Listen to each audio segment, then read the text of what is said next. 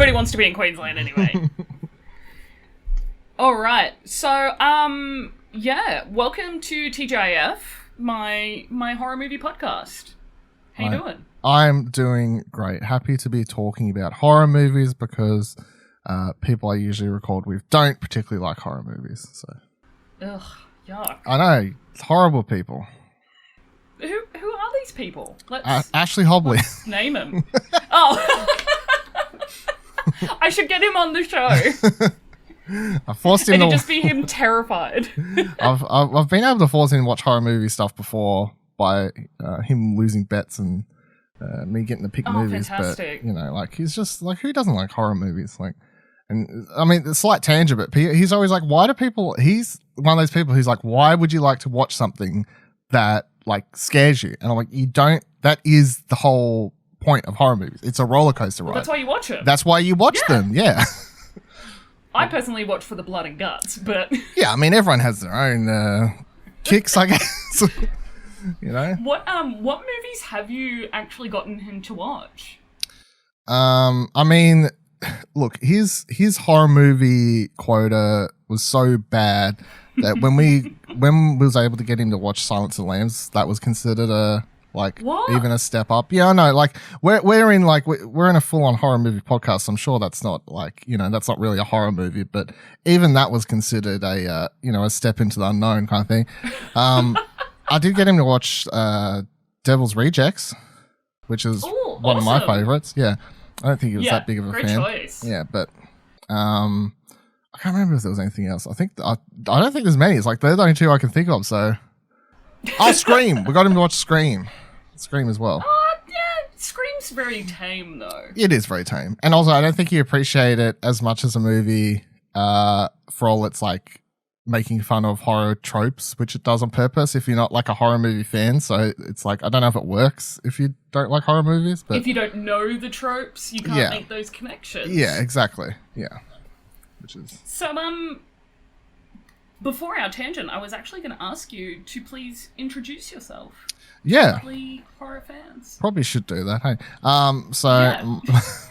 My name's Dylan Blight, and I'm from the Explosion Network, explosionnetwork.com. We do a whole bunch of podcasts and write the reviews and write the previews and do the Twitch streams sometimes. You know, the whole thing. And that's my spiel. That's enough of a spiel, really. Yeah. Yeah, that's fine. That gave us all the information that we need. Yeah. Success. But everybody that I have spoken to have told me to talk with you about movies because they see you as like the go-to person for movies. So yeah, I'm really looking forward to us chatting about. I'll take that. Now that's pressure now. I didn't know there's pressure coming in. Oh, there is. Oh. There's heaps. I actually told Betson that he was the first episode, and he was just like, oh, holy shit, that's pressure. And I was like, nah, dude, I absolutely cracked up last night editing our episode. So it's, I didn't realize that I have a sense of humor, so... What? Until I listened to myself. This podcast's a journey. Great. So, the movie that you have chosen is actually my first ever horror movie that I remember watching. So, the thing we do with TGIF is that you are going to introduce A Nightmare on Elm Street as if people who are listening have never watched the movie before. Okay. So you need to do that. I can do that. So, A Nightmare on Elm Street is basically about the boogeyman, or like a version of the boogeyman, because it's about people going to sleep, in this case teenagers, and when they go to sleep, they start dreaming, as you do, but they get haunted by a man named Freddy Krueger, who, if he kills you in your dream, will kill you in real life, and they need to figure out a way to stop him. So really, the movie takes like the I can't remember the actual word. You know, like when you sleep paralysis like type thing where you have like really like lucid dreaming. Yeah, lucid dreaming. Like I always think that this is I always think Nightmare on Elm Street has to be based on like sort of lucid dreaming type worst case scenario stuff. Because and even rewatching it now, that's all I could think about recently when I did it.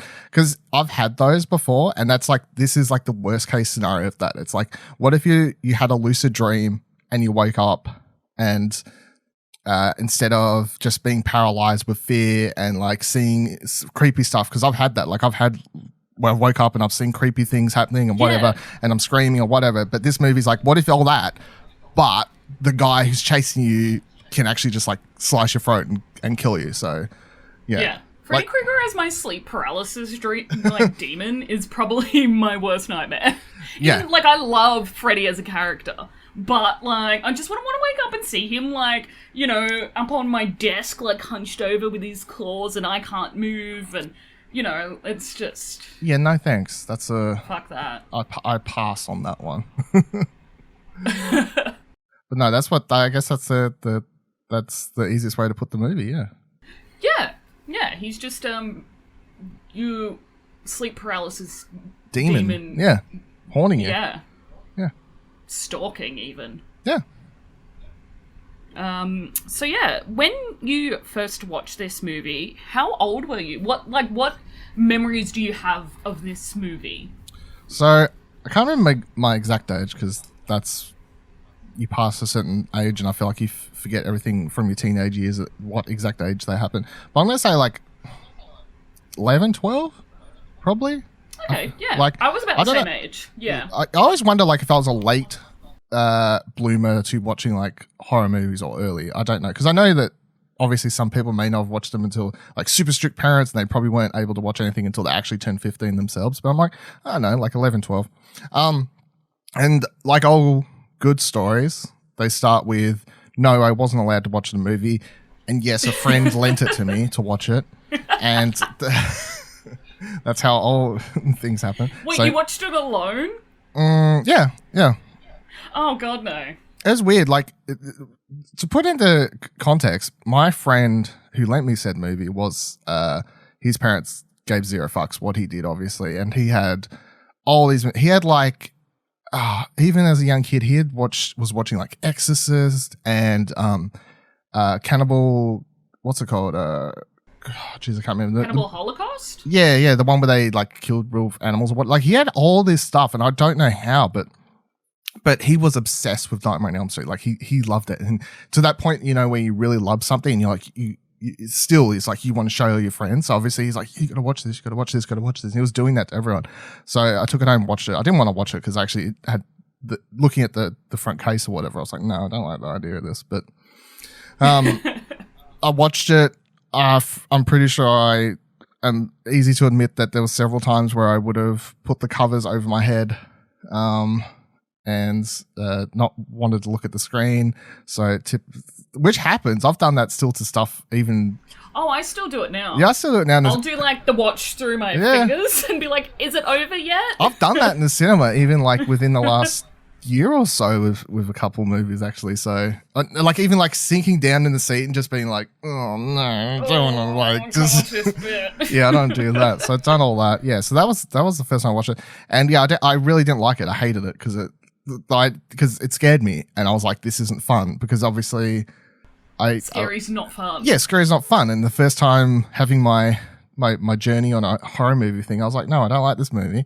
I don't like this feeling. I don't like anything about this, and I don't want to touch any of this stuff ever again. And he kept trying to get me to watch other things after that, and I was like, no, I don't like the scary movies. Yeah, just piss off. The last time you did this to me. Yeah, well, look what happened. I can't trust you. I cannot trust you anymore. Yeah, fun trivia, by the way, to put into context how much he was in love with this movie.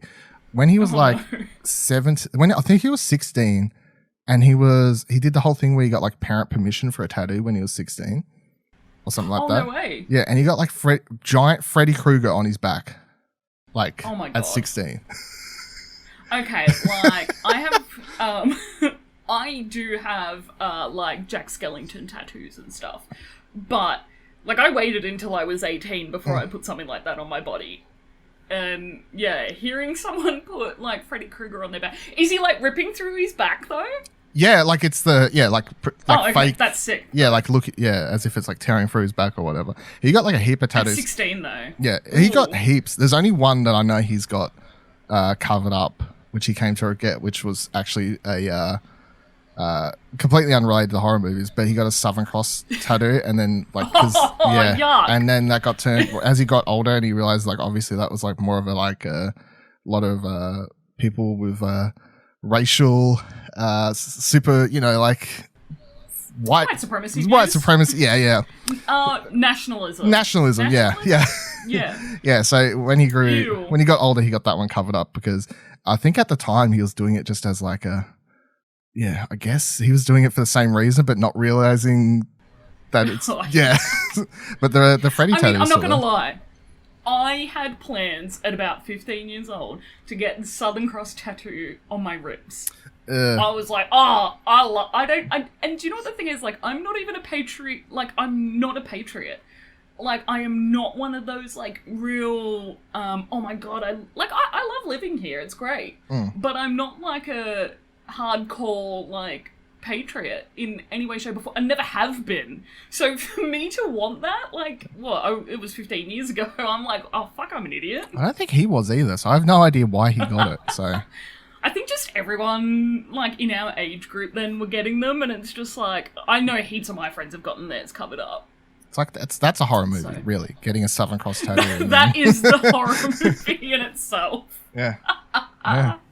So, you were saying that, you said to your mate, oh, no, fuck you, I'm not watching any more of your horror movies, you were terrified. Did that really change, like, as you got older, how you view horror movies and, like, what you were watching and the types of horror you were watching? I think so, because, like, trying to think about it, I think the way I came back into liking horror was through stuff that had, like, horror elements but wasn't, like, full-on horror movies. So, like, I remember I watched Beetlejuice probably that's later that same year for the first time or something, which if it was asked me now, I'm like, oh, that's a comedy. But when I was that age, there was actually parts of that kind of scared me, and lots of like gross out segments of it or whatever. So that was like kind of step in, and then I think in way I like that to such a degree that I started like watching like Tim Burton stuff, which he doesn't really do proper horror, but it's like dark. But it's got that. Yeah. Yeah, and it kind of is like a what's the word? A segue into actual horror movies. Horror and stuff. I did the same thing. So, like, when I was younger, I had watched Silence of the Lambs. I would have been, like, 9 or 10 when I watched Silence of the Lambs. And it's probably in there as one of my all-time favourite movies.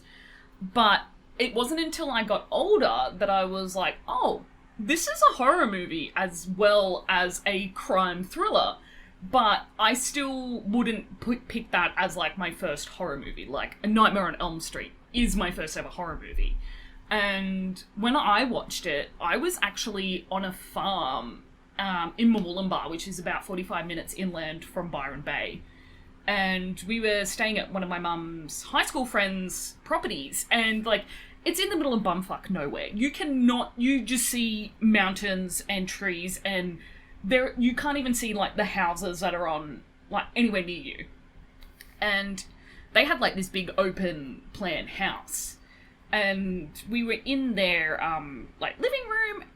On the side of the house is just these floor-to-ceiling glass windows through, like, one side of the house. And so their kids were, like, a little bit older than me. So I would have been 12, and they would have been, like, 15, 16. And we stayed up, and we were like, we're going to stay up all night and watch scary movies. And we'd made this plan all day and hadn't told my mum, because my mum is, like, anti-horror movies.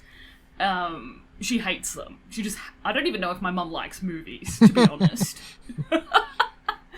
And, I just remember being, after the movie, I was like, can we close those I'm not scared, but those curtains, I can't sleep with them open. They're gonna close. The moonlight's bouncing off them, and it's getting into my eyes, and this is really making me squint. And just, like, the moon's coming in on my face, and I'm trying to sleep. Yeah. And I remember just, like, sleeping with the blanket over my head for the entire night, because I was like, oh, Freddy Krueger's gonna get me. Yeah, it's... And my mum lost her shit when she found out I watched it. Did you tell her, or... like? Oh, we told her the next day. Oh, okay. I was like, Mom, I'm traumatized. But from that moment, like, it wasn't until I hit maybe 15, 16 that I really started watching heaps and heaps of horror movies. Because my auntie is a huge horror fan, like, and has been, like, she watched The Exorcist when she was a kid, and it didn't even faze her. And I was like, maybe she's a sociopath. But, I mean, she really influenced how I watch movies now. And just any horror movie, I'm like, I'll give it a crack. But I really love B-grade horror movies. Yeah. Well, you're going to have a great time now that Shudder's in Australia then. I know! Oh my god. I'm so keen. I've already got my list. I shouldn't have even made a list because I'll just watch everything on there. Yeah. I think the catalogue's small enough that you can probably do that as well, so. Yeah, I'm really hoping that, they get some more stuff on there. Obviously, with Australian classification and whatnot, it's going to be a bit of a process. Getting those across the line for the app. They it's so funny. I had my no, skipping ahead, but I went from a stage where I was enjoying the B movie horror stuff, but that's because like Rush Through Story is like it's only like 2 years after this whole thing, so I'm like probably like 15 now, and I start like after doing the whole Tim Burton route slowly. It's like taste of the dark, and then I slowly start creeping back into the horror movies. But once I got into horror movies properly, and I was old enough to, I guess, start appreciating them as the thrill rides kind of thing. This was because this is around the time like Hostel's coming out for the first time, like Saw and all this sort of stuff. Yeah. So like I'm the exploitation like gore stuff. I'm like I don't know if that was like the best time to get into it, but weirdly enough, as much as like I hated Nightmare on Elm Street, like a couple of years prior when I was just a bit younger, it's like suddenly Saw's coming out. I think it's like 2005. Yeah, so that would kind of fit. It's like suddenly that stuff. And I'm like, yeah, this is okay because for whatever reason, the fact that a lot of those movies, those super gore ones, were less about building tension and just more about being like, yeah, here's a whole bunch of blood and guts on the screen. For some reason, I found that more able to watch. Whereas anything that was like proper building, especially like ghost things, like I still hated watching anything that was just like your proper like ghost horror movie, like building tension, and then suddenly like boom, scary thing. I hated anything of like jump scares. So like just show me a movie where someone cuts their limbs off and like whatever. Hostel is just like, I always think about those movies now. They're so ridiculous. The fact that there's a scene where there's like a girl laying naked in a bathtub with like a giant scythe, like cutting someone's back and just having the blood drip all over. I'm like, these movies are so weird. Like, yeah. But I'm like, that was sort of a weird gateway to get into horror. I loved the Saw movies. And I think that they were more my gateway back into horror movies. And then the funny thing is, every single like boyfriend that I've had from like maybe my early 20s until now are massive horror movie fiends. And it's just been amazing because like I never have to like be like, another action movie? Oh. Can we watch a horror movie this weekend? Like Ned, my partner now, he'll be like, so what do you want to watch this weekend?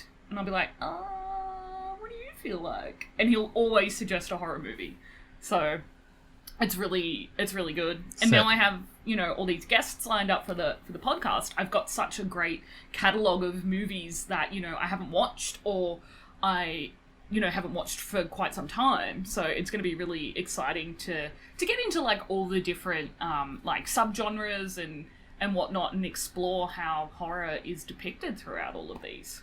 Yeah. I suppose that's the good thing about starting a podcast, really. Like, to go on this quick side tangent, it's like you start any sort of podcast like this and it's straight away it's just going to be super fun because you're getting into movie discovery by way of talking to people and you're having conversations and you're making content at the same time, but also you just enjoy it because you're like, well, it's a way for me to force myself to like discover new things and talk to people about things. So it's like, yeah. Yeah. One movie I've never watched is The Shining. Wow. It's too long, and my brain I can't concentrate on really long movies, so I just don't even put them on. As soon as I see, like, 2 hours, I'm like, oh, nah. Fuck, I can't watch that. Wow. That's not going to keep me, you know, like I just won't be able to finish it. That's interesting. It sucks. That is ADHD. Yeah, well, yeah, I mean, that's a viable excuse. So, I'm like, 2 hours, but you can get me on TikTok watching cat videos for 4. Yeah. The beauty of ADHD. Yeah, not after it gets banned soon. Like, it's fine. You won't have any TikTok. Yeah, I think Microsoft's going to buy it. So. The true horror movie where Donald Trump buys TikTok. And it's just Trump. It's just Trump content. videos. That'll be the day that you see the most like removals of apps in history. Everyone just removing TikTok. A nightmare on TikTok. Brand new.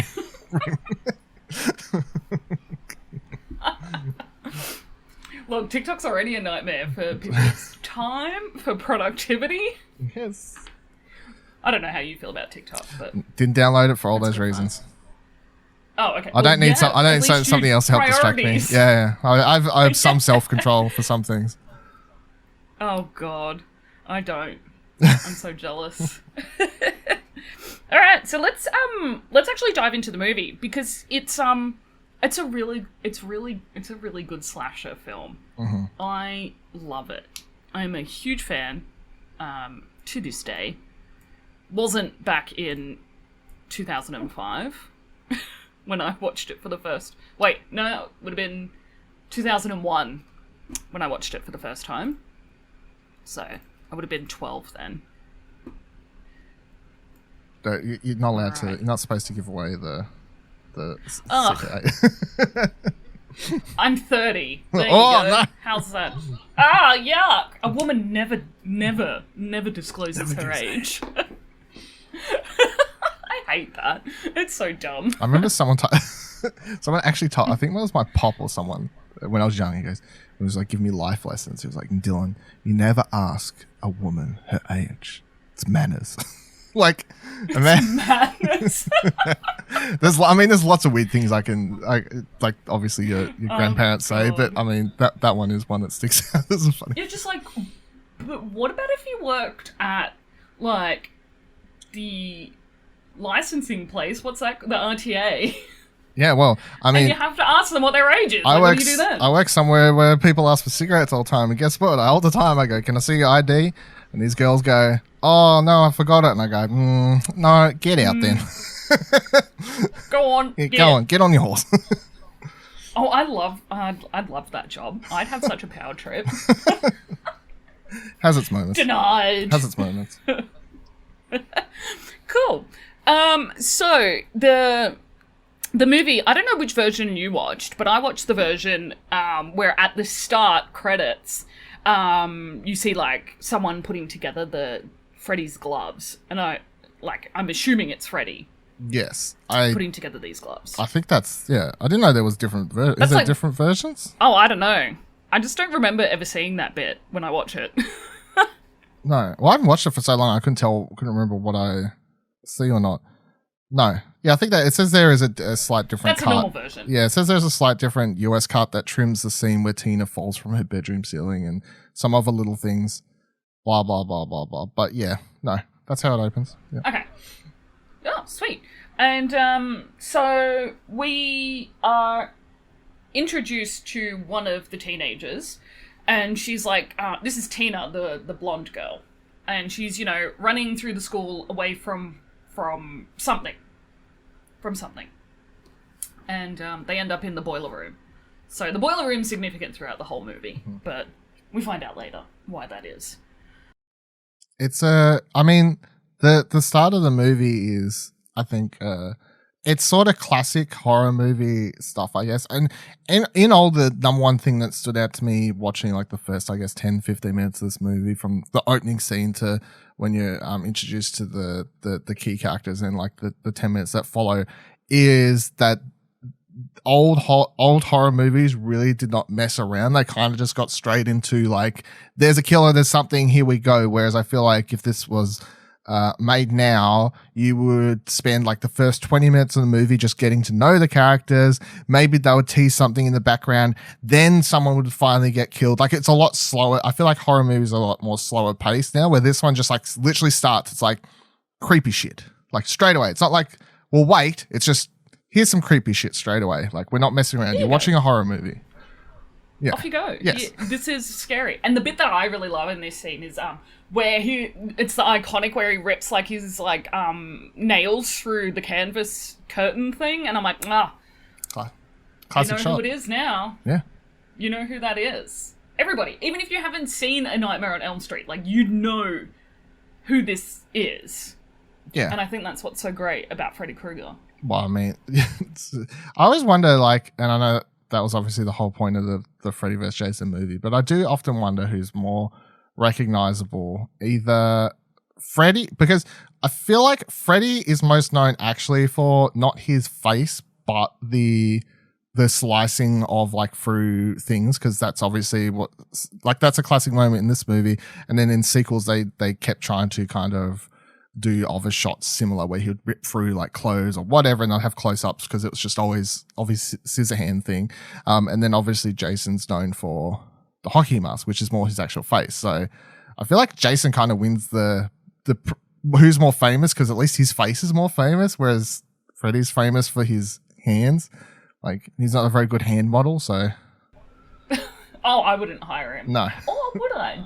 If I did like a horror watch range, yeah, I'd hire him. But I mean, like, different. I can't imagine there'd be a high demand for that. No, not at the moment. I don't think so. No. Maybe that's something I should get onto. Probably not. Probably not. No. So Tina wakes up and her mum comes in, and her mum's like a bit of a mess. And Tina's got like a ripped nightgown. And because like we see this scene where Freddy like comes behind her and like tears at her nightie. And her mum's like, you either need to cut your fingernails or stop dreaming. And it's just like, what the fuck? Lady, you think fingernails did this? But also you're encouraging insomnia? Yeah. Who are you? I mean, all in all, another kind of cliche, the adults in this movie suck so bad. They're so dumb and stupid. Nancy's dad. Yeah, her dad is the worst. And well, I'm sure we'll get to it later, but all of the cops just deserve to all get fired at the end of this movie. Like, the worst. Fired. Yeah. Not hunted down by Freddy Krueger. Yeah, just fired. yeah. I'm trying not trying to be too bad, but yeah, no, they're worse. And, yeah. I mean, the only world in which someone's fingernails could rip through a nightgown like that is like, I don't know, where you're buying it from? Freaking the dollar store where it's made of tissue paper and absolutely useless. But yeah, no, all the adults in this movie are dumb. I hate them. And I think maybe that's like the trope that they chose, that the kids are meant to be these really like switched on kids, and the adults are like, la la la, let's just pretend the world's not burning. Yeah, they do. I mean, that's a not even like a horror trope. I think it's just like a trope from a lot of 80s movies where it's like the town's adults are dumb and the kids save the day. Like, be it horror movies or even like the Goonies or something. It's like the kids always are a lot smarter than the adults of what's going on. So, yeah. Yeah. I didn't really think of that. Yeah. Because I feel like a lot of slasher movies, the adults are all just really stupid. Yeah. Until...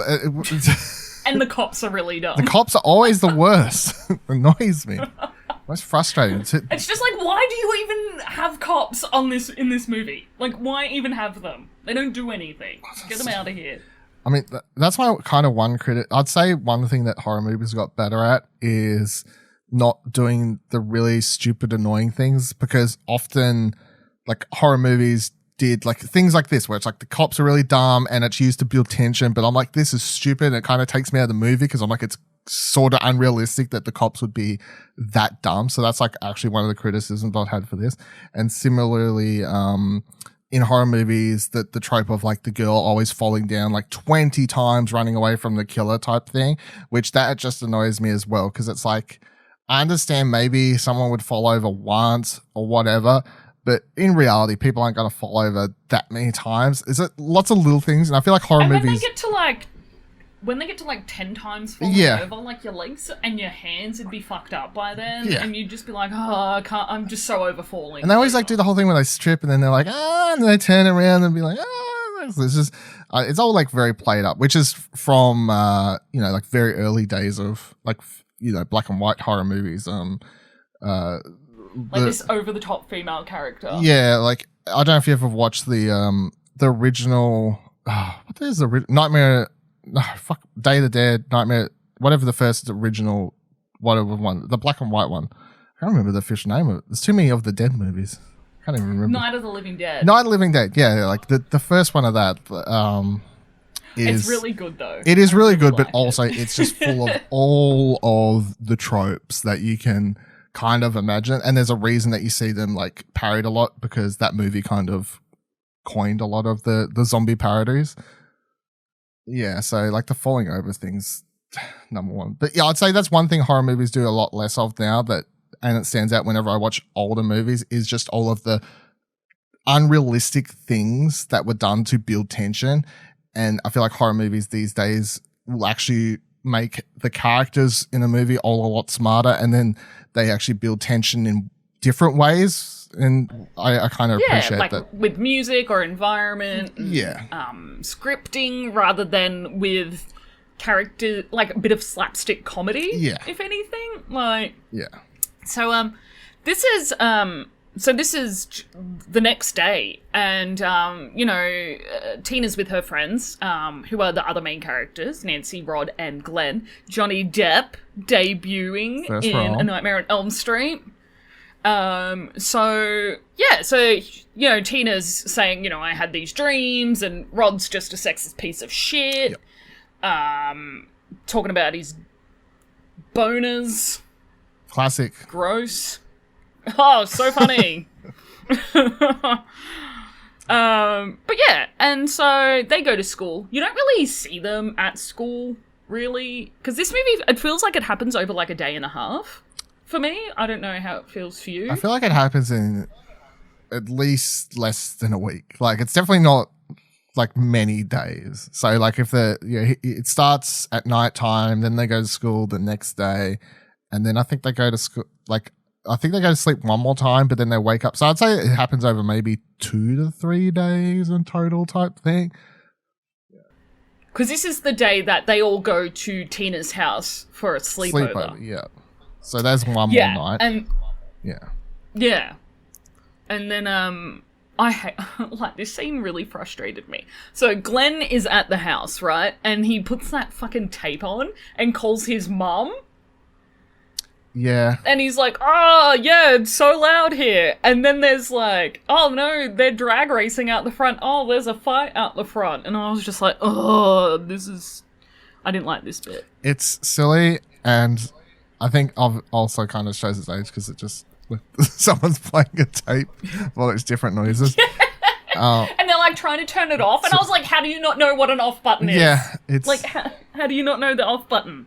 But it's the red button on the tape deck. It's also that kind of like character as like Ferris Bueller's Day Off, where it's like the kid, like they had all these roles in 80s movies and even I guess early 90s where the kids have really smart ways to outsmart their dumb parents, kind of like playing all these sound effects. So stupid. Yeah. All these weird things. Yeah. What an idiot.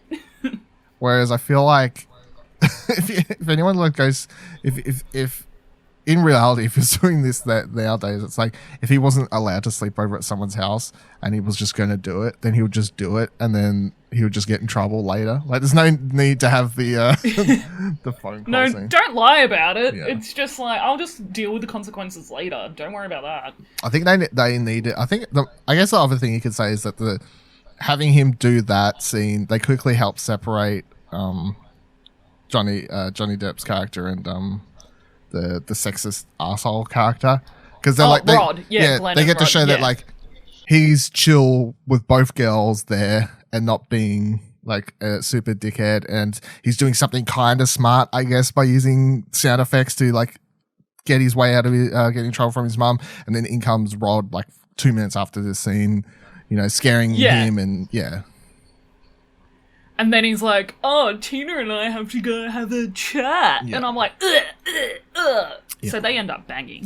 Yeah. So they're banging really enthusiastically. Yeah. Very thin walls, I think, or thin layers between them. I think the walls were actually just paper. Yeah. Yeah. Or a curtain. Yeah. And again, they don't really write roles like Rod anymore, but it's just, you're watching and you're like, why is the girl falling for him? Like, they don't show a single sign of anything that would be actually interesting. Like, there's not an ounce of like, oh, this guy maybe has like an interesting side. You're just like, this guy's a dickhead.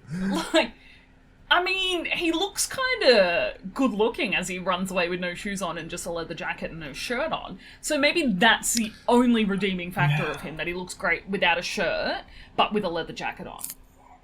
I don't know if that outweighs the the negatives. So I mean, it's like one positive. So, like, the positives are at, like, 1, and the negatives are at, like, 6,000. Yeah. But at least it's still something. Yeah. It's something, sure. You can have it. You can have that point. I'll have that one. Thank you.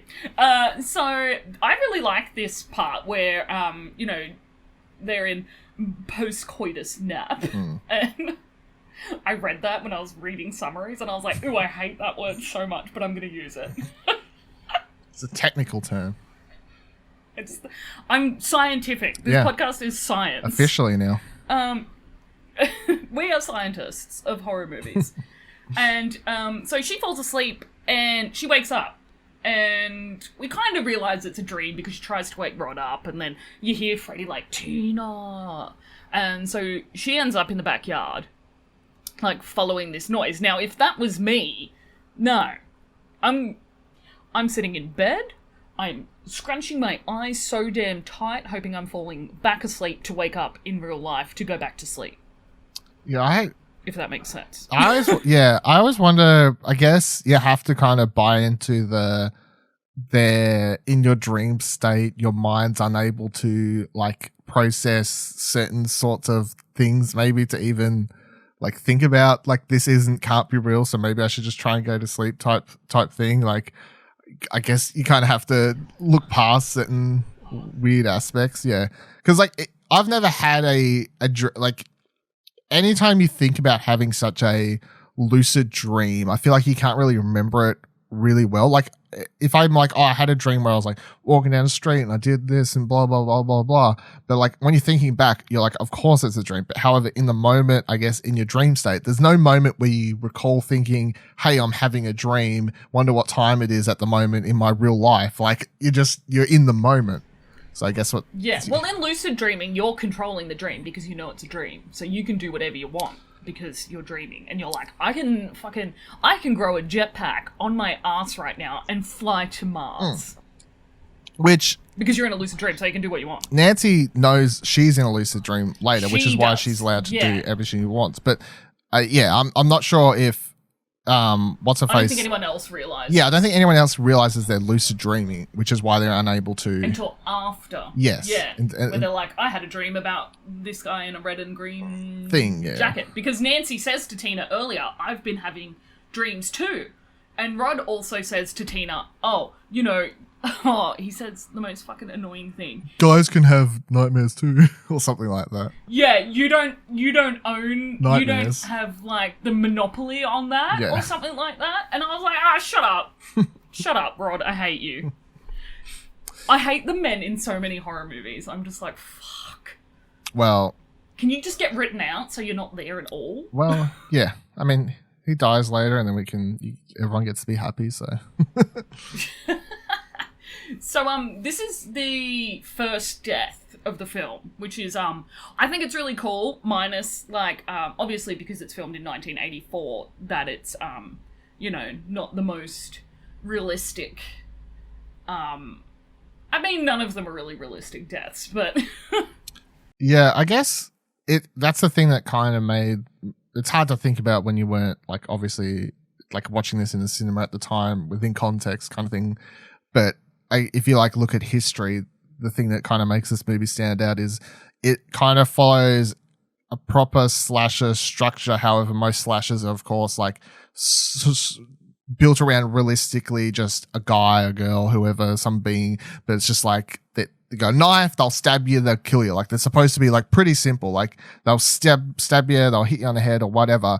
And this movie managed to do the slasher stuff, but because it gets to do it within a dream state, that means they get to do some rather like out there kills that they don't get to do in typical slasher movies, like there's one thing the Friday the 13th films have struggled with for so after like the first couple entries, it's like, well, he impales them on a stick this time. Like they ran out of ways for him to kill people pretty fast with but I mean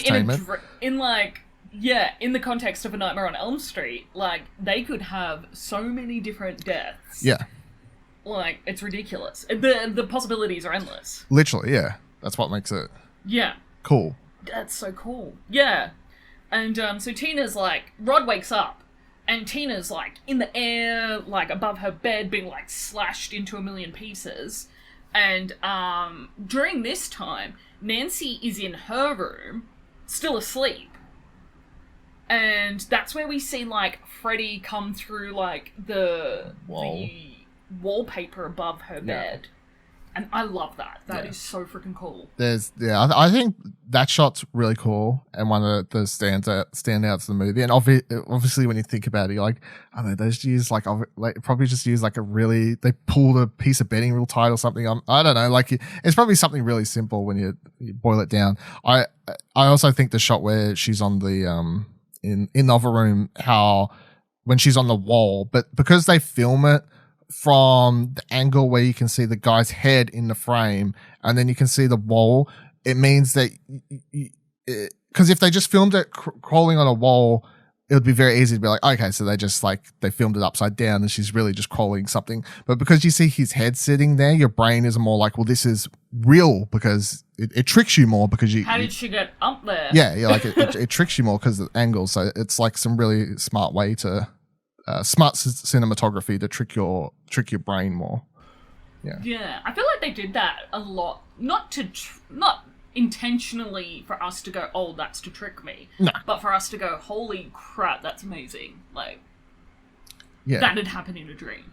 Yeah, like that this would happen, and so Tina dies obviously because Rod tries to get her down, and he can't see Freddy at all. So even though I watched it today, I was actually writing an essay while I watched it. They kind of transition between the dream and Tina. Yeah, they. Yeah. She's in the dream, and it so comes like out, in the dream, and then she's under the cover. But obviously, you never see Freddy because, like, as the film. He's in the dream. It makes the rules later. Like he never comes out of the dream until he's dragged out of it at the end of the movie. So, but of course she's under the covers. He flips out of the bed, so he assumes that there's someone under there slashing her or whatever else. But there's no way for him to say it.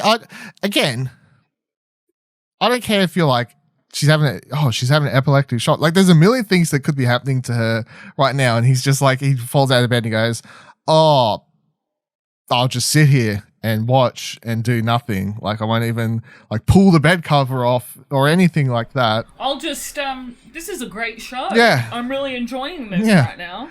Freaking idiot. And it's just like as if all the adrenaline wouldn't be like going, holy shit, I gotta do something. Yeah, like sure you'd at least rip the bed sheet off in that first moment to be like, what the hell is going on here? Yeah. And this is where I'm glad, because the police show up and they automatically assume that Rod has, like, murdered Tina. And he's, like, on the run. He's like, oh, you know, getting out of here, gotta go. Yeah, the one thing I thought of when I was watching this for this recently was how interesting it is that they have Nightmare on Elm Street has sort of similarities to the first Scream, and of course they're both directed by the same person, so that makes sense. But I was like, oh, maybe it was done. I've never thought maybe Scream kind of sort of follows the same sort of thing, because obviously Scream, the boyfriend gets accused of the killing, and like they think it's him for a while and all these other things, and that's what happens in this movie as well. So I'm like, oh, there's similarities here I haven't actually spotted for the Wes Craven filmography before. And there's a few scenes where Glenn actually comes in through Nancy's window. Yeah. And I was just like, how many movies are there where the boyfriend's just climbing in through the window? And I was like, oh, Wes Craven movies. All of them, apparently, yeah. And there's this scene where this scene makes me really cringe at the police station, where Nancy is made out to be this like hysterical, overdramatic teenage girl, and I just really like didn't like that, where her dad's like, oh, you know, you need to calm down. Like, it shows that you don't really care about her death. Because, you know, and it's just like, and she's like, how could you say I wouldn't care about murder? And yeah, I just really didn't like the exchange between her parents, because her dad is, you know, Donald, the police officer, and like her mum's there, and I just really didn't like that exchange at all. I never really understood her father in this movie at all. Like, none of the stuff he says makes sense as chief of the police or a father. And then I still have been unable to figure out, like, is he written that he's like super committed to the job to the point that he's never home, or is it supposed to be that? I couldn't figure out that, or it's implied that like he's split from the mother, but yeah, I'm not sure. Glenn's parents actually make a comment like later on in the movie about how Nancy's mum's always at home alone. Yes, I'm not sure if that's because it's like maybe it was written for the time to be commentary on men being too committed to their job, or because I was trying to work out that, or if it was supposed to be commentary on like because especially older movies you never saw separation. Like in film, like, because of course it's like that was such a faux no type thing. So I was trying to work out if it was that or whatever, but it seems there's something going on there. I just can't figure out what exactly it's supposed to be, what his thing is supposed to be. Yeah, he's just a weirdo. Other than being an asshole, like a weird character. Yeah, being an asshole. Yeah. That's his job. And so Nancy doesn't go to bed. She stays up all night and she's drinking coffee, and she leaves for school the next day, and Rod jumps out of a bush in the same clothes from the night before, and he, you know, is I didn't do it, and then her dad shows up again. Used her as bait, like a true father. Yeah. He's all your children. A true police officer. Yeah, true police officer. Use your kids as bait. And so Rod makes like a fucking run for it down the street, and I love that. He's like, I didn't do it, and he's like running down the street after Nancy like jumps in front of her dad's gun. And I'm like, American cops and guns, and what are you doing?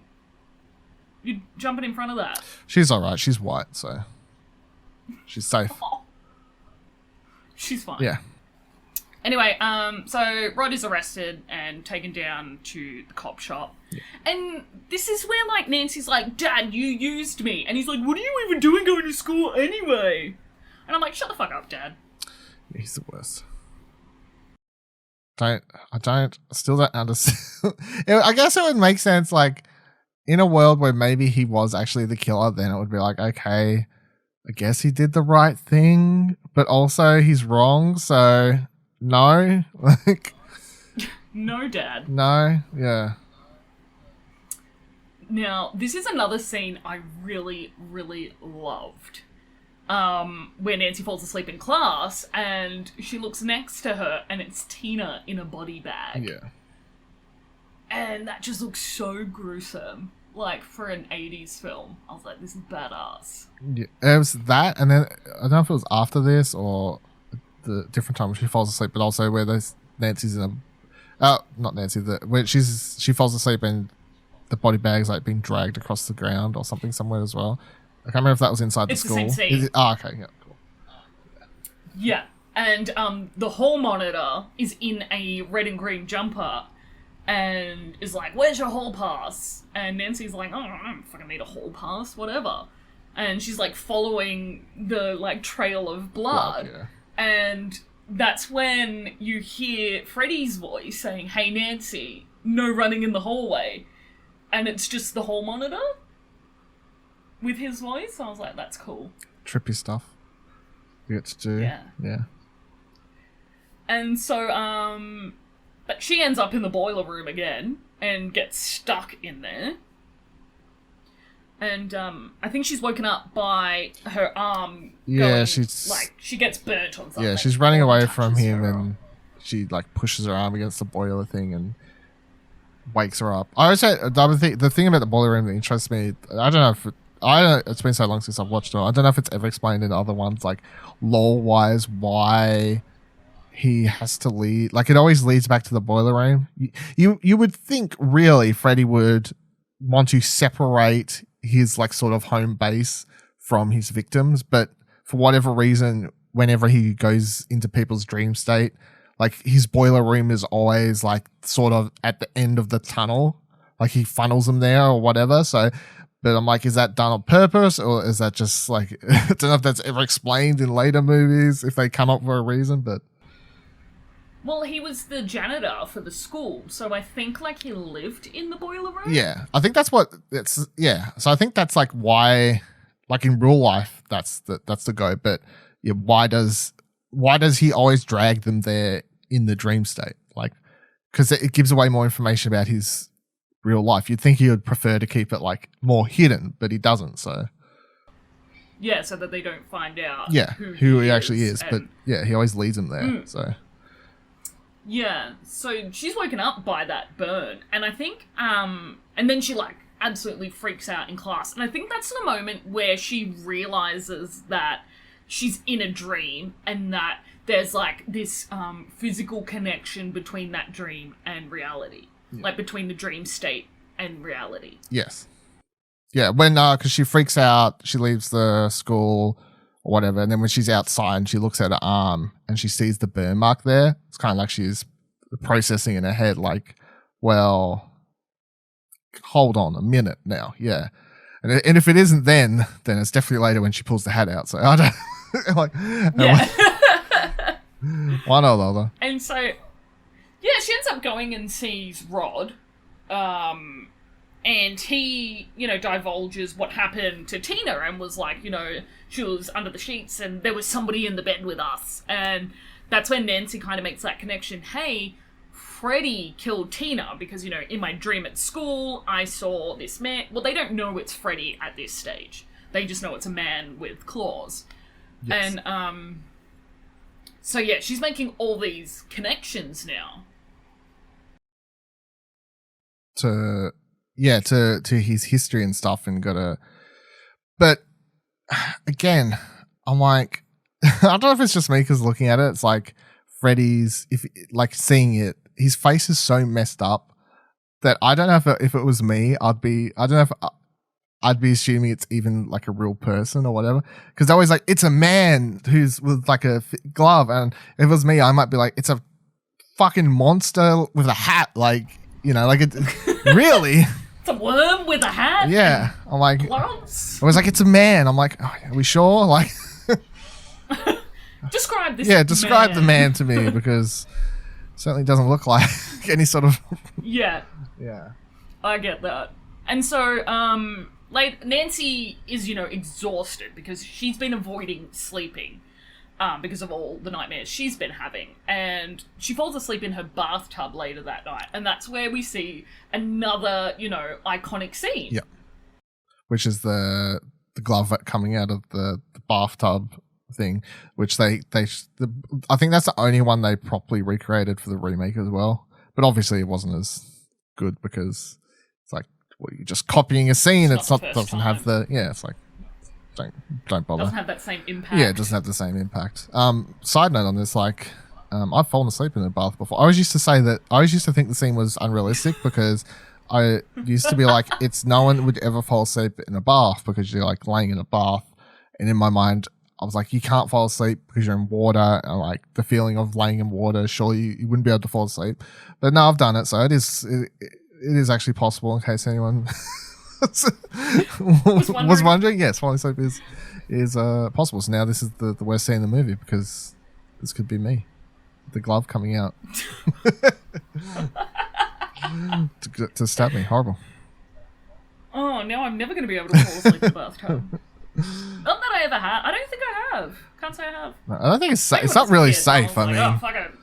No. I'd probably be worried about drowning. Yeah, exactly. But if I drown, my brain gets flooded with DMT, so I'm not that opposed to it. Well, I don't know if the pluses outweigh the negatives on this one either, you know? That's fine. Yeah. So, she invites Glenn. And this is where Glenn, like, comes in through the window. Yeah. And I've actually written on my notes, there are so many movies where boyfriends come in through windows. What the hell, 80s horror movies? They can never... The parents never allow... There's never a family shown in horror movies where, like, the girl has parents who are just like, yeah, you can go visit her late at night, it's fine. The parents are always super strict and like, no. Bed. Go to sleep.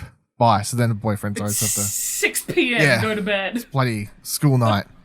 No, can't have visitors. But I mean, I wasn't allowed to do that stuff at 16, 17. No. But I wouldn't leave my house. I just didn't like the idea of leaving my house, to be honest. Well, yeah. But also, you'd think if he was making a horror movie, just to stand out, you might have just depicted a different sort of family type to stand out a little bit differently. Because, they're all literally the same sort of stuff. They just... it's just like this... I think it's just like a cookie cutter like template when it comes to families in 80s horror movies. It's like, let's just keep it all the same. And one of those also, it's also one of those things where it's like, this wouldn't happen anymore. Like, if he was making this movie now and the boyfriend wanted to talk, it'd be like, oh, Skype suddenly ringing, or a Discord call's popping up, or Facebook Messenger video. Like, it would just be no one's going to climb through anyone's freaking windows late night. They're like, no, I'll just call you. Like, but everyone in Australia kind of lives in one-story houses. Yeah, that's mostly, true. Yeah. As well. That is. And so, like, if someone was... Sorry. I was going to say, that's another American thing I hate with all American movies. Like, they always have 2-story houses, and I'm like, how? Like, and also, they'll be like, even the movies where, like, the family's struggling to find work, and they're so poor and whatever, and they'll still, like, live in a 2-story house in, like, a white suburban neighborhood, and they're like, God, we're so poor. Like, Dad's really struggling to find work. Yeah, I'm like, what type of poor family are we supposed to be showing in this movie? Like, just... Yeah. I mean, if someone was, like, trying to climb in my window, my whole family would frickin' hear it. Like... Yeah, you'd think you would hear someone climbing up the side of your house. Yeah, side of the house. Anyway. This is another dumb... My parents are dumb. Adults are dumb. Yeah. And so, this is where she has another treat. She's like, Glenn, you need to watch me. You have one job. Wake me up if you think you've got one job, mate. Watch me. And then they end up in the same dream. And she's like, Glenn, are you still there? And he's like, yeah, just here behind the bush. Well, I was trying to work that out. I don't think he's in the same dream. I think her dream states made a version of him in her dream. Oh. It's like, because I'm like, there's no way they've ended up in the same dream. That's like going a step further type thing. Although I think they do that in later movies where the Dream Warriors or whatever, where they link up and end up in each other's dreams. But I think in this one, it is like, she's like, you need to be watching me. But then she falls asleep. And I think it's supposed to be portraying that thing where at the start, she doesn't realize she's actually in a dream. Like she goes to sleep. And I guess in her dream state, she's like just automatically her brain's like, oh, this is the plan. Like I'm sneaking somewhere. And then she's sneaking along. And because she went to sleep thinking about like, he's supposed to be watching me, then I guess her brain created a Glenn that's following her. Like that's how I took it as anyway.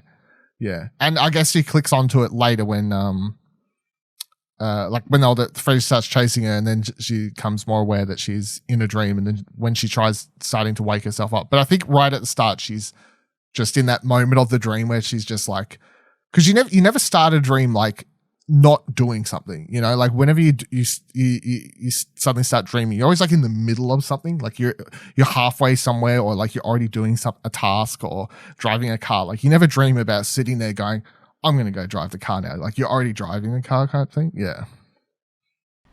Yeah. And because she sneaks away to go see Rod. Yeah. And I think maybe because she was talking about Rod with Glenn before that maybe that's what triggered that part of her dream. Yeah. I think, so she's. I was gonna say the only other thing is like I think it's edited to trick the audience because, like, she goes, it cuts as she's like, "I've got a plan, Rod," and then it cuts to her walking down the street with him following. So then it's supposed to obviously trick the audience. Like her plan is to go check on Rod. Where anytime you rewatch it and you're aware of what's happening, you're like, this is not the plan. She's supposed to be falling asleep, but he's definitely not supposed to be falling asleep. Yeah. Yeah. And you're like, Glenn, you're meant to be awake. Yes. And so she goes and checks on Rod, and he's like, Freddy's in Rod's cell, like, teasing Nancy because he knows Nancy's there.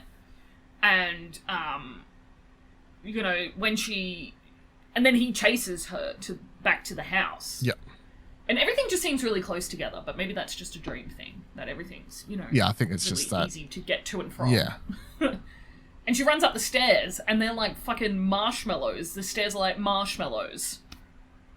Yeah, and again, it's like typical. It's doing cool things inside of like a typical kind of slasher scene. Like you can have a million slashers have a young girl running upstairs away from their would-be killer, but only in Nightmare on Elm Street can you have like dream state stuff where you're doing a typical sort of slasher scene, but you can turn the stairs into marshmallows because it's inside of a dream.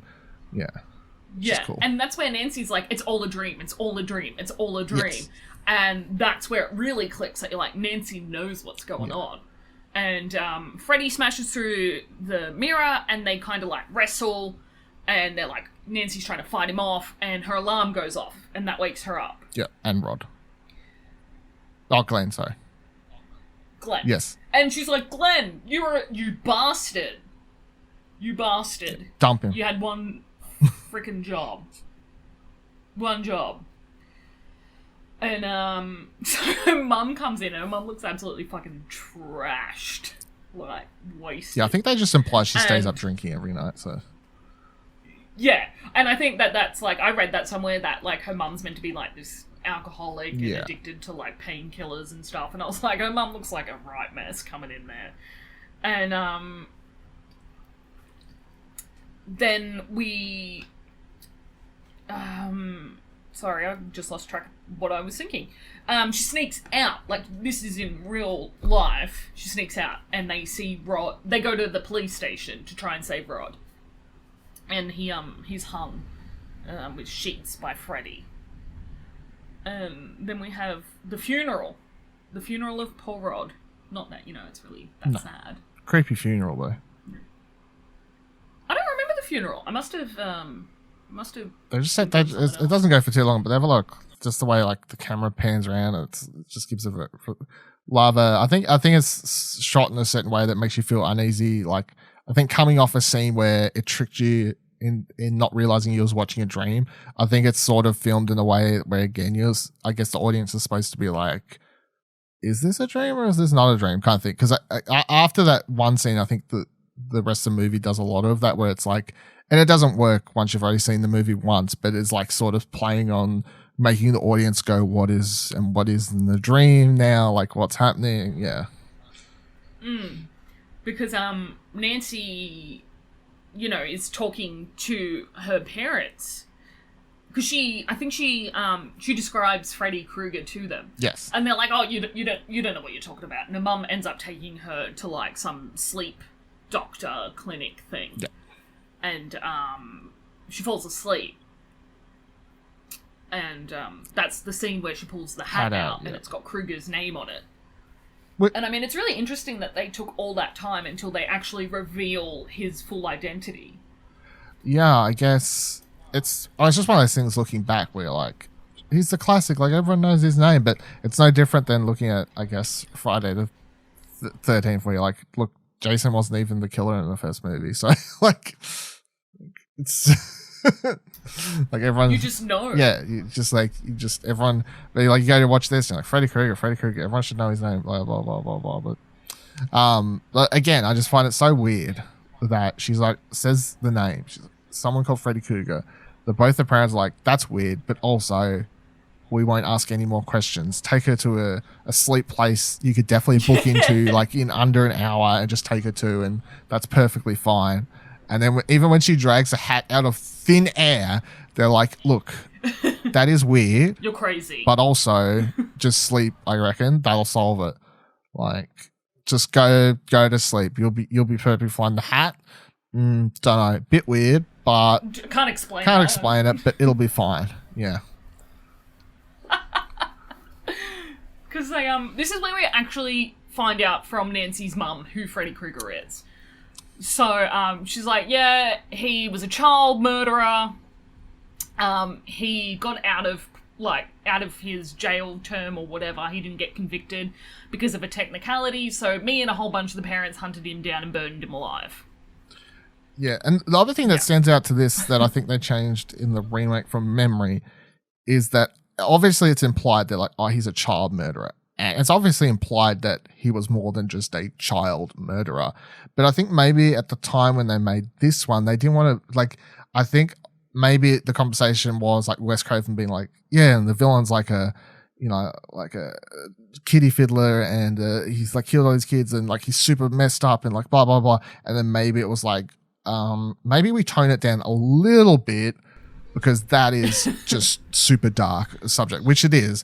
But I think in the remake, they were like, they go full into the, because I think in the remake they even have a flashback scene and show the parents actually going and burning down his like where he is, and they maybe I have seen the remake, because that sounds familiar. Yeah, maybe you have. But it must have been, like, it came out in 2010. The remake, yeah. So like.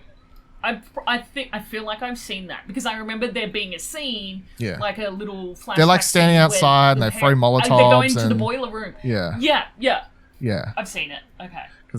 So that's what they bind it. Which, I mean, I think it's just like different sorts of roads. If you think about this movie going full in on the dark Freddy storyline and fully exploring that, then I don't actually think it would have gone as popular, because part of the reason that everyone loves Nightmare on Elm Street and Freddy to this day is that Freddy is like the horror movie character that everyone likes, which is that you hate him, but also you're happy to kind of wear a shirt where he's on it or whatever. And he got to be a horror icon. People were happy to buy merchandise for him and whatever else. Whereas if this movie back in the day had been like full in on the super darker timeline story, then it's like, I don't think the merchandising and potential sequels would have run up, because maybe it would have been a really good horror movie and people would have still rated it highly, but I just don't think it would have taken off and been like the cultural phenomenon, because people wouldn't have been as happy to like wear Freddy or support Freddy. That? Yeah. Like, whereas you just take it like he killed kids, you're like, that's messed up. But also, because especially the sequels like played more into his more comedic side, that it's kind of like, yeah, he killed kids, but nothing more, right? He just killed them. It's fine. Like, it's not fine, but it's really fine. Talk about it that much either. Yeah. I think that's all on purpose to play into, like, they wanted him to be a person you could hate to love type thing. Yeah. Which is important for the history of the franchise, I guess, yeah. Yeah, absolutely. And, Freddy Krueger's definitely my favourite, character in a horror series. And it's because he's good, campy fun. Yes. And he's just so... he's just such a jackass that I love it. And, like, the shit that he says, and I'm like, yeah, I love all his scripting. Like in the second one, when they're at the mental institution, all the kids together are there, and he's in the TV, and he like smashes the girl's head in, and he's like, "Welcome to primetime, bitch." Yeah. And I was like, I love that. Like you couldn't do that with any other horror movie like icon, Yes. really. Yeah. Except for him. Yeah. And when you look at where he like ended up, the final movie that Robert Englund ever played Freddy in was the Jason vs. Freddy movie. And like that's the epitome of, I think, what it is, the cult classic Freddy vs. Jason. Well, that's like the epitome of like much. that character, because that like seeing him in that is just like so many one-liners and things, like to the point that I don't like the movie because it's just too much like Freddy being Freddy, and it's kind of, the movie's just kind of a comedy more than anything else to a degree, and which I guess works in some ways. Like as super hardcore fans of the character, you get to see him say all these zany one-liners and stuff. But yeah, like whenever I think about that movie, I'm like, that movie really does sum up the Freddy history and lineage and whatever, because it's just, he became such a zany character, and he has some stuff in this, but really it's the sequels, and as the movies continued, they just added more stuff, like you said, like one-liners and so on and so forth. Yeah. He's just he's fantastic. And I haven't watched I've only watched 1 and 2, but I'm gonna definitely watch the others, because I've just looked at like the movie posters for them, and I'm like, oh well, I've got to watch that because that looks ridiculous. I actually think 3 and 4 are quite good. 3 and 4 play into one another, like they carry over some characters, like they're kind of sequels to one another, so I don't mind those two. But the ones after that, I wasn't really. Wes Craven's New Nightmare is like super meta, but makes it so good, where it's like the plot line is literally the actress Heather Langhap or whatever her name is, like she's getting haunted in real life by a Freddy, like the actual actress and whatever. Like it's super meta, but it works. Yeah, it's weird. Oh, that sounds interesting. Yeah. I haven't heard of that. Yeah. That was the one where Wes Craven returned. Like he didn't, because he didn't do any of the sequels, but he returned to do that one. And it was like super meta. Yeah, he didn't. Yeah, he just did one, Yep. and then was like sold it off. Yep. And I was just like, it got so out of hand that it's brilliant. Yeah, I mean, Jason ended up in space, so it's like. Oh, I forgot how good like the Friday 13th movies get. Like that they just. They get really out there. I think one of them, 6 or something, is like literally Jason's dead, and then the title after that is like Jason's alive again, or Jason lives, or something. It's like such like campy things. And I think that's where those movies that have all of those massive franchises can get that weird. Yeah. Because it's fan service. Fans are like, I want to see it get as ridiculous as it possibly can. People kept paying. So, yeah. Proof. And so this is probably my favourite death in any horror movie fucking ever. So if someone was to be, hey, Kat, what's your favourite horror movie murder death scene in the entire world? I'd be like Glenn's death in A Nightmare on Elm Street. Because of all the Because blood. it's just fucking so good. Yeah. And so, Nancy's on the phone to Glenn from across the street. He's in a badass crop shirt. He's in a cropped t-shirt. Yeah, I was going to make notes of this as well and just be like, shout outs to this movie with the fact that it was kind of pushing ahead of the times. It's like guy crop tops. Look, here we go. Good on you, Johnny Depp, for this one. It. Yeah. I'm all about it. I just love dudes in crop tops.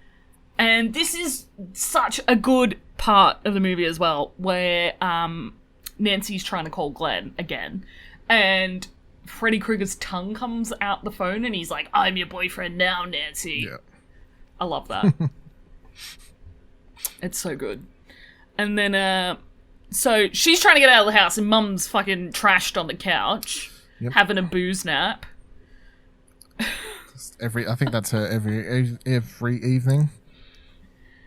Oh, it's the first evening we see of it. Yeah. And she's like, I've locked the house, you can't get out. And so this is where, like, the bed starts to, like, suck Glenn in. And I love the bit where he's, like, all in, and then the TV just goes Flop in, on yeah. top. It was one thing to drag him in, but the second it starts like dragging all the objects in as well, it's quite funny. I just love the TVs like the last. Oh, there was just like thunder here. Oh, horror movie. Yeah, well, I'm actually flooded into my suburb, so I can't get out at the moment. Australia is really something. Yeah. Yeah. Now I'm gonna get like murdered. Oh, it's gonna be like that horror movie with all the crocodiles in the water. Yeah, oh fuck. I like that. I love crocodiles That was a good though. movie. I can't remember the name of it. I love crocodiles. Yeah, I can't remember I can't either. remember either, but I liked it. Swim? Swim? I can't remember. I don't know. So that everything's getting sucked into the bed, Yep. and it's just this bit. It just starts off like a little, Split. and then it's like up on the fucking roof, and I'm just like, there is not that much blood in a human body. No, not even close. But doesn't matter because it looks cool. But see, I wrote in our trivia section, over 500 gallons of fake blood was used, right? Nearly all So of it. I reckon maybe 400 was used in this. Yep, at least. It's a lot. And the other 100 was in Tina's death. I think they use more blood in this one scene than some horror movies have in there. You know, like, you could not even come close to, you know, like, stacking up several other horror movies and it's the amount of blood. But it looks cool. It's just so good. It just looks so good. And they know it looks good because they don't cut away from that shot for long. They're like, yeah, we're going to show you this blood coming out for a good, like, 15, 20 seconds. You're going to watch the whole thing. Yeah. But I was just like, I would have had so much fun if I was the special effects person on that. Yeah, well, that was someone's job to sit there, hoard, and click, and go. Oh, I wish I was that person to hit that button. But alas, I was not born until 1989. So, missed out by 5 years. Damn. I mean, not to burst the bubble, but they still make blood effects in movies, so... Because, you know, if you want to switch your career, you can still be the button presser. Yes. Yeah. But they're not going to put 500 gallons of blood into a scene ever again. They might. Who's to say? I just remake that scene over and over again. I'm sure they'll remake this freaking movie one day, so it's fine. Like, everything comes around again. Yes. I will. I'm in that recycle culture. I'll come press the button. Yeah. And then I love the bit where the cops come in, right? Because Glenn's dead. And there's, like, buckets set up around the house to catch the blood leaking through the floor. I was like, oh, yuck. And, like, Nancy calls up her dad. And he's all like, oh, just go to sleep. Yeah. And she's like, Dad, I'm going to have a dream. I'm going to bring Freddy Krueger out of the dream and we're going to kill him and you've got to be there when I wake up. 7 minutes, Dad, be at my house. And he's like, yeah, babe. No, babe. Just go to sleep. I got you. Just go to sleep. Just go to sleep. Yeah. I'll be there. And he's just so dismissive of her.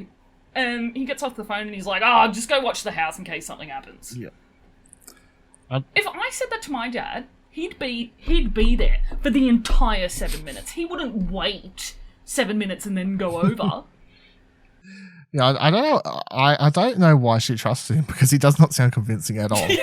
He's like, yeah, totally. Just go to sleep. And she's like, okay, but you'll be here. And he's like, yeah, just go to sleep, sweetheart. All right, bye. And she's like, yeah, I totally trust my dad. He'll definitely be here. Yeah, Dad's gonna be here. Yeah. Sweet. Dad's got my back. Well, Dad does not have your back. Not even close. What a fool. What a dickhead. So, he obviously just thinks she's like a crazy teenager. Delusional. Yeah. And, so she goes through the house and there's this badass montage of her setting up all these booby traps. And some of them are really complex. Yeah. They showed early in the movie she was reading a book was the thing. She was reading like traps or something. Oh, really? Yeah, and Glenn's like points out. But I think it's when they go get lunch or something and there's like I think there's a scene quickly where it's like only a minute or so long where they stopped to eat lunch on a bridge or something. I think it was like then that she's like got a book about something to do with traps or something like that. Oh, yeah, so that they do have a throwaway moment to explain why she suddenly knows how to set up all these random elaborate booby traps. Yeah. that makes sense because she gets like a sledgehammer from somewhere, and I was like, "What? Yeah, that's Who that's has this stuff around the house?" That's the most ridiculous one. She somehow manages to lift it. I don't know how. That's like tied to a tiny piece of rope or something, and the sledgehammer's just like, Like a bit of hanging string. above the door. And I'm like, no, I don't think that's that's not a thing. I can buy the light bulbs and whatever the hell else, but Like, I live in a house full of women. Like, I have 2 brothers. And, like, we were raised by my grandmother. And so there's just, like, that kind of shit just doesn't lay around our house. No. Like, maybe a normal house has all that shit, but I don't. I don't know where the hell... I don't think most normal people own sledgehammers just randomly. I don't think that's a thing that just lays around, surely. I don't know. No. Just got one spare out Yeah, back. just out back in case. Yeah. Yeah, it's just odd, isn't it? But, so... She sets up where the am I up to? traps and then she goes to sleep. Yeah. Yes. And she ends up in the basement. Yeah. At the school, right? Yeah, I think so, yeah. Because she lures him out. Yeah. She lures him out for a bit and they get into a... Well, I mean, they just do a bit of a run around for a bit, but ultimately the thing is that once she gets into a tussle with him... Well, because she knows she has she sets the alarm. She gives herself long enough to find him in the dream, but not too long to die in the dream. So that's why it's like she needs to find him, and then I think she runs around for a little bit. So it's like to kind of, because she knows the alarm's probably not going to go off soon. But then when I guess in her mind she's like, surely the alarm will be going off soon. Then she has to, I guess, be in a fight with him so that when the alarm goes off, she's got him. Yeah. So that's because then she puts him in. He's locked in the. She locks him in the basement. Yeah. And she goes and gets her dad, and they all come over. And when she gets there, she finds out that he's escaped. Yes. And that's where we see them go upstairs, and the mum is like, she's fried. Getting attacked. Well, yeah, she's getting attacked. Yeah. She's fried. Yeah, well, she's getting attacked at first, but then as soon as the dad lifts the covers off or whatever, she's literally just a skeleton or whatever, basically. Yeah. Ew. So, yeah, that's really... I mean, like, I have no affiliation with the parents. No, who gives a shit about the parents in this movie? No one cares about the parents. No one cares about the parents in this movie. Unnecessary. No, it's fine.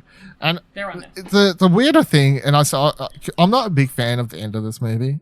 I actually think it's I just think it's too weird, and they could have not had it has been so weird. Like, they could have just done a proper ending and still like tease that Freddy lived, but they go like super ham into like, because the whole thing is like, obviously it cuts straight away from the mum dying to it's like suddenly a happy morning. The mum's Nancy. They have the moment where Nancy turns away and she's like, I don't believe in you. Yes. And he like disintegrates. Yeah. And then that's it. Nothing happens after that. Yeah. And then they cut to her, bye mum, I'm going to school. Yes. And everyone's alive and happy again. Which I think is silly because I don't know. In my mind, I've never understood like the whole. I guess that it's like trying to be. Oh, she doesn't believe in him, so then magically her mum, who was dead, like come back to life. I'm like, even if you want to say like Freddy dies if you don't believe in him, I'm like, but the other people are still dead. Like that like they're dead. They're not coming back. So, but I've never even the first time I watched this movie, I never brought into the end of this movie as being real. So that's why I just think it's stupid because there's not. Well, I kind of guessed it was a dream and that it was Nancy's dream. Yeah. Because she's like, oh, all my friends are back and my mum's back. Yeah. And then they pan to those kids singing the iconic Freddy, Yeah. 1, 2, Freddy's coming for you. Yep. Yeah. And then the mum gets sucked through the fucking Which is window great. on the door. Yeah. I was like, oh, yeah. I forgot that happens. And then when I saw it today... Yeah, it's literally like a blow-up fucking doll that they just like drag. Yeah. It's great. It's so funny. The amount of like special effects where you just like really you think about like how they're done. You're like, it's just like a blow-up doll that they're like dragging through the thing, and you can tell it is because like the whole body just goes like so like it doesn't move naturally. Like it's like her legs are like super stiff and everything. Like realistically, you try to drag someone through a hole like that, your legs are gonna like wrap around and block yourself from getting dragged back or something. So it just looks really weird. But it's a funny shot. Imagine the special effects team going to the sex shop and trying to like, we need a blonde blow up doll. Yeah. For a movie about this high. Yeah. What movie? Oh, Nightmare on Elm Street. Yeah. We're gonna suck it through a window and a door. Yeah. Okay. Oh, what a ride. Look forward to watching that on straight to DVD, straight to VHS. That's probably what they would have thought at the time. Yeah. And then, but of course, VHS. Yes. Shout outs to VHS. Yeah, but then also the movie, just like I don't like the whole so she gets sucked through, and then just the fact it ends with them jumping, and then the car like takes off by itself, and it's like very cartoony with the fact that it has the Freddy like stripes come over the top and all that. I think the ending's a lot more cartoony than anything else in the movie, so I just don't think it's particularly, because it's supposed to be like obviously scary and like haunting, and like you can't really outrun Freddy, like he's always going to live forever and get you kind of thing. But I'm like, I don't know, it's kind of silly. I've always thought it was silly. It's the I'd say it's the worst part of the movie is actually the ending. Like, not that it ruins the rest of the movie, but just I just like the skipping girls, because they're at the start of the film when Tina is in her first dream, and they are skipping and singing that as well. Yeah, they are haunting. And then there's like references. Pardon? They are haunting the little girls. Yeah, I enjoyed that there's like little moments where they're in it, or that nursery rhyme is in the film. Yep. But yeah, overall, how do you feel about A Nightmare on Elm Street? Watching it again as like an adult. I think I've seen it enough times now that I don't think like if you're in the mood for a proper scare, I think a lot of these older horror movies like this, and even older Fridays and whatever else we've mentioned, I don't think you'd ever watch them for a proper scare. You watch them because they're just like comfort. Like there's nothing scared. Like I wasn't never scared watching this. I know everything that happens or whatever, but that's kind of just the interesting thing about when any horror movie that you hear someone say is like their favorite horror movie, they're never actually scared by it anymore, which is also always the interesting thing. But then it's like that kind of weird dichotomy where like if you really love a horror movie and you've watched it so many times to the point that you're completely safeguarded to any and all jump scares or like gruesome parts or what be it, and you're like, this is great, and you just get to watch it as comfort food. But then if you try and show someone your favorite horror movie and they've never seen it before, and they suddenly are scared, but you don't get to enjoy that anymore, because horror movies, like the more you watch them, the more it like wears on you, which is interesting. Because like if you're like, oh, this is my favorite action movie or like a dramatic film or whatever, like I feel like all the moments in different genres still kind of hit, whereas horror movies, the more you watch them, the more they wear, kind of, which is a weird thing of horror movies. So like, yeah, I really enjoyed watching it again, but it is just one of those the pluses and negatives where it's just some of the other stuff comes across comedic, I guess, and that's not just this film, that is like older horror movies. Yeah, so I really enjoyed watching it. It's like yeah. For me, it's just like a nostalgic, like, oh, I love this bit. Oh, I love this part of the script. Oh, I love this scene. Oh, I love that 500 gallons of blood on the ceiling. Yeah. Like, that's what it is for me. It's not necessarily whether I love it or hate it. And even though, like, A Nightmare on Elm Street's, like, up there as one of my favorites, one of my other, like, couple of my favorites are, like, American Psycho and The Evil Dead. And, like, I've watched The Evil Dead so much that now I see it as a comedy. Yeah. Well, I mean, it's basically a comedy from the second one onwards. They are hilarious. Yeah, and my dad thinks they're terrifying. I was like, what? And Dad's like, yeah, you know that bit? And I was like, what bit? And he's like, when all their faces change. And I was like, oh, Dead by Dawn. Dad, that's funny. What do you mean? You're crazy. But I'm probably, my siblings all hate horror movies, and I'm one of 6. So... Oh dear. And I'm just like, I said to my brother yesterday, oh, Ross, do you like horror movies? He's like, no, I don't. And I was like, oh, you're boring. Yeah. No one in my family likes horror movies either, so always like family movie nights.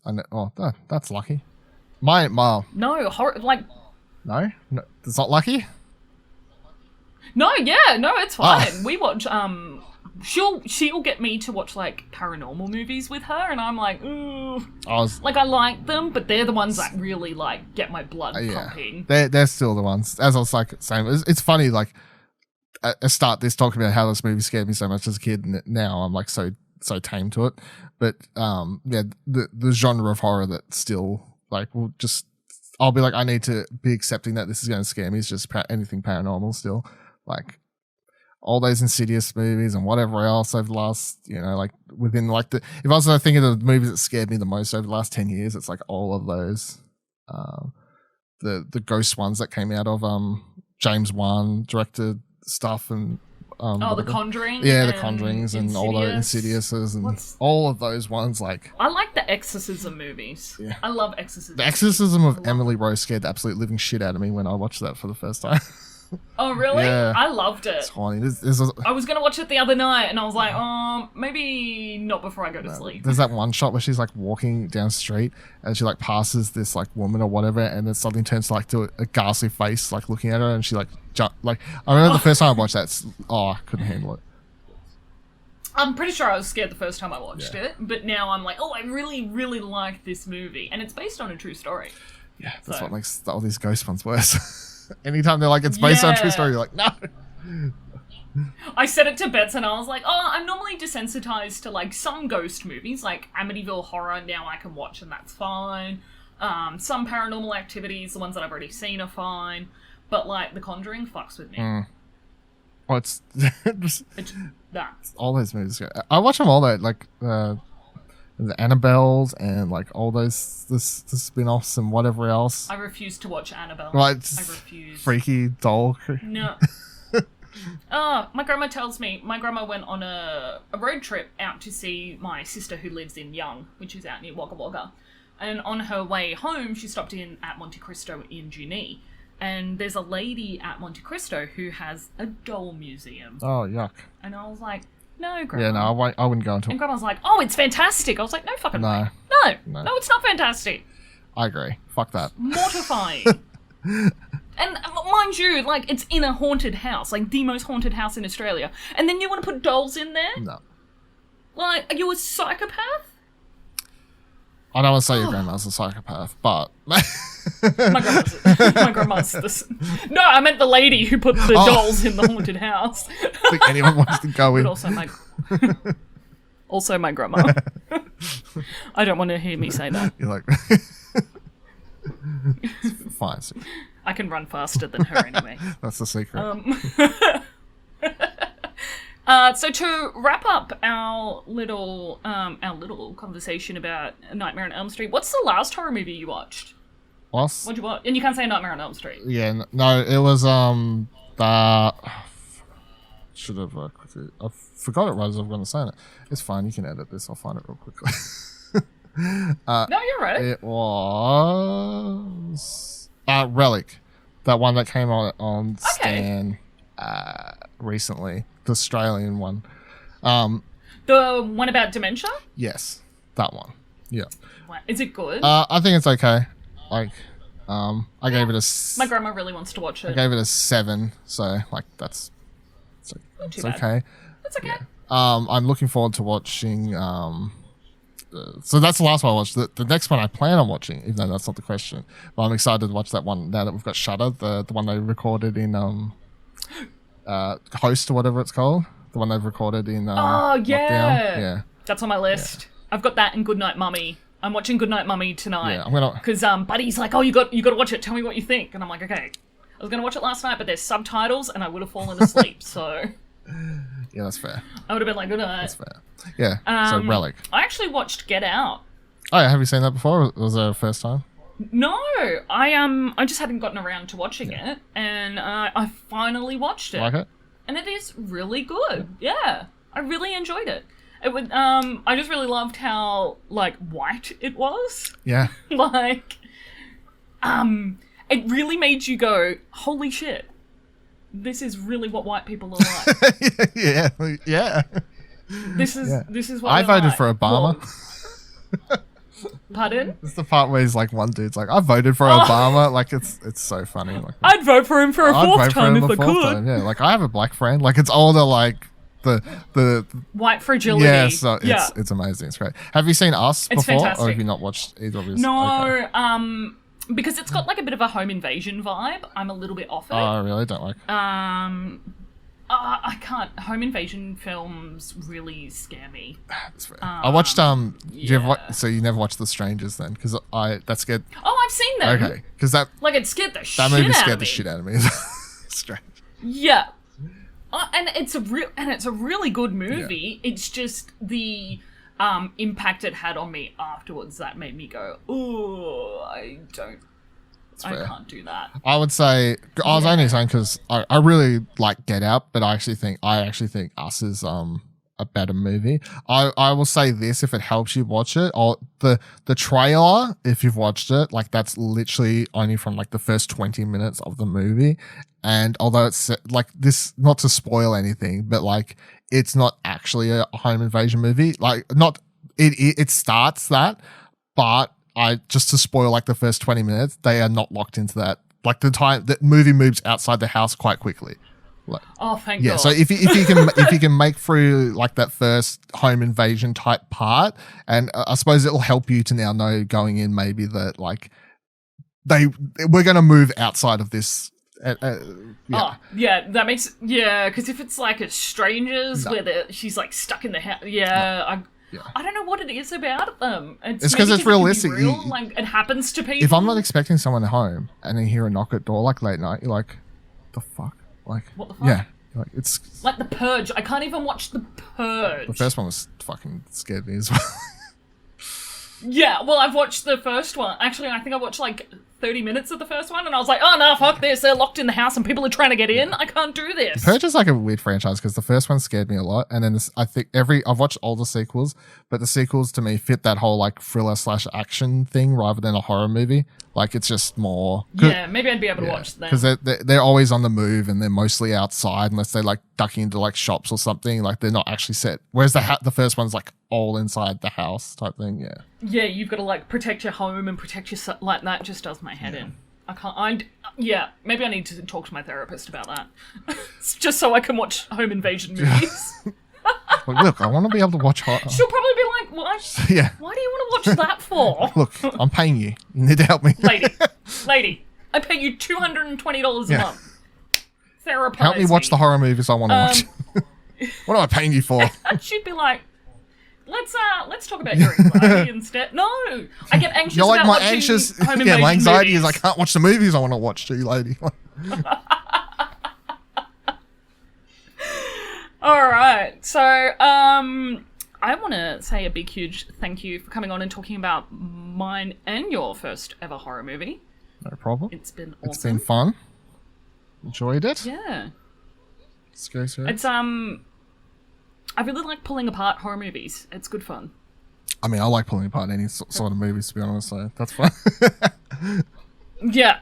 You're definitely a Twitter account that I look out for when it comes to movies and whatnot. So please tell listeners where we can find you. Yeah, you can find That Said Twitter on Twitter at Vivaladil, Vivaladil. And then, if you want to hear me, if you want to read my Relic review and anything else I've done, go to explosionnetwork.com.